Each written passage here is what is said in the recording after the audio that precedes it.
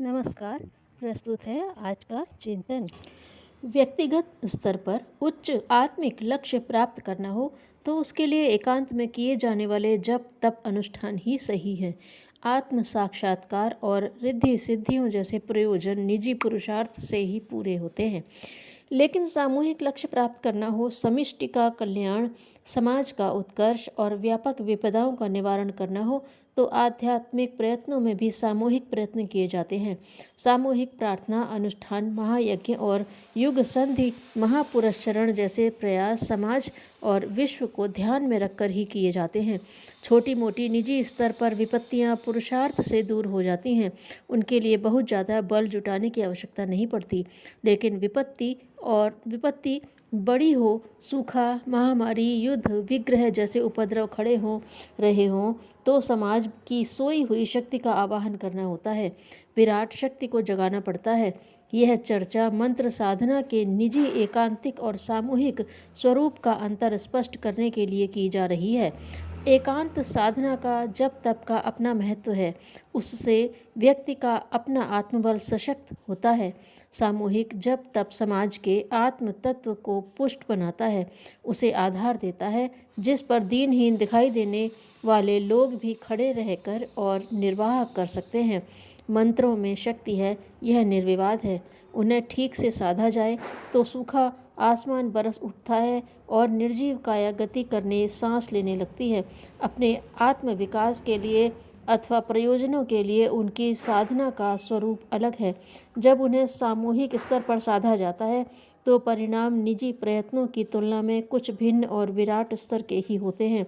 इनमें संकीर्ण दृष्टि से व्यक्ति की थोड़ी निजी हानि भी हो सकती है। कुछ लाभों से वंचित रहना पड़ सकता है। इसके विपरीत कुछ ऐसे लाभ भी मिलते हैं जो निजी स्तर पर वर्षों तक किए जाने वाले प्रयत्नों से भी नहीं मिल सकते। सामूहिक जप वातावरण को अपने कंपनों से आच्छादित कर देता है। अकेले की गई मंत्र साधना साधक के अपने इर्द गिर्द सूक्ष्म कवच बनाती है, उसी स्तर के कंपन आकर्षित करती है। सामूहिक जप अथवा एक ही समय में विभिन्न स्थानों पर रहते हुए भी एक ही मंत्र का किया गया जप पूरे वातावरण को घेरने लगता है। वह आच्छादन पूरे वातावरण की ही रक्षा करता है। जितने क्षेत्र में जप किया जा रहा है उतने क्षेत्र में सघन विरल कंपन वह जगाता है, उतने परिवेश को अनुकूल मोड़ देता है और आवश्यक परिवर्तन लाता है। उसे एक व्यक्ति की पुकार का बल और हजारों लोगों के एक साथ पुकारने के प्रभाव से भी जाना जा सकता है। सामूहिक जप के प्रभाव को वर्षा के उदाहरण से भी समझा जा सकता है। प्यास लगती है तो व्यक्तिगत प्रयत्नों से लीटर आधा लीटर पानी जुटाया जा सकता है। वह बहुत आसान है और कहीं भी रहते हुए यह व्यवस्था की जा सकती है। लेकिन पानी का व्यापक अभाव हो, धरती तप रही हो तो वर्षा ही तृप्त करती है। इसके लिए बादलों का उठना, उड़ते हुए सूखे क्षेत्र तक उनका आना और बरसना जरूरी है। सामूहिक जप का प्रभाव बादलों के उठने और उपयुक्त स्थान पर बरसने की तरह समझाया गया है। संध्या उपासना में गायत्री मंत्र का जप किया जाता है। गायत्री मंत्र भारतीय परंपरा का परम उपास्य मंत्र है।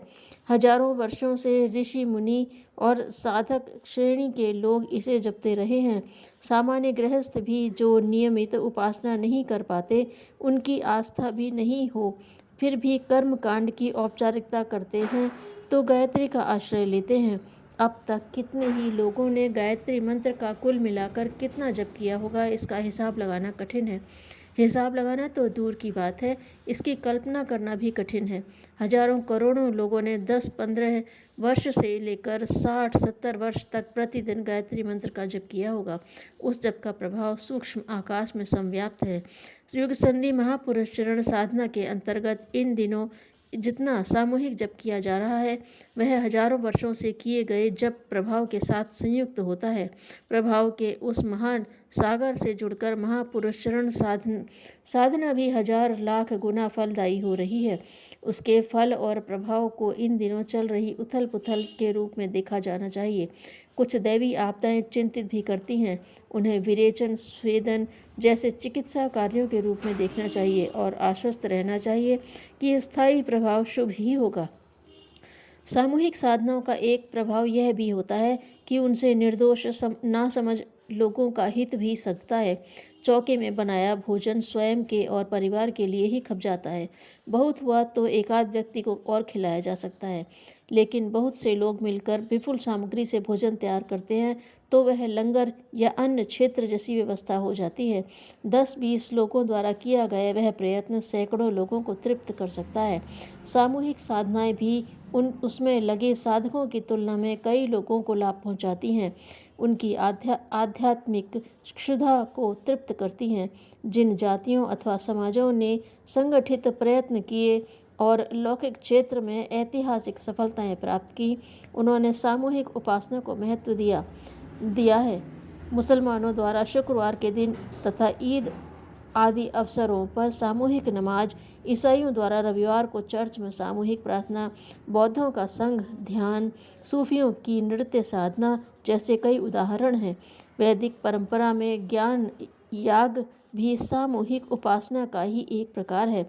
अश्वमेध, राजसूय, वाजपेय जैसे विशाल यज्ञ सूक्ष्म जगत में व्याप्त तेज और ओज को आकर्षित करने के उपक्रम ही थे। सामूहिक प्रयत्नों से ब्रह्म तेज को अभीप्सा के साथ पुकारते हुए उसे धारण करने योग्य भाव भूमि भी तैयार की जाती थी। इस क्रम को मेध के आवाहन और खेती के लिए जमीन तैयार करने की दोनों प्रक्रियाओं का एक साथ चलना कहा जा सकता है।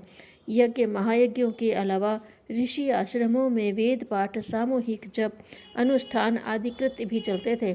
उपासना के लिए सूर्य के उदय और अस्त होने का ऐसा समय निर्धारित था कि एक ही समय जप और अर्घ्य की शर्त स्वतः पूरी हो जाती थी।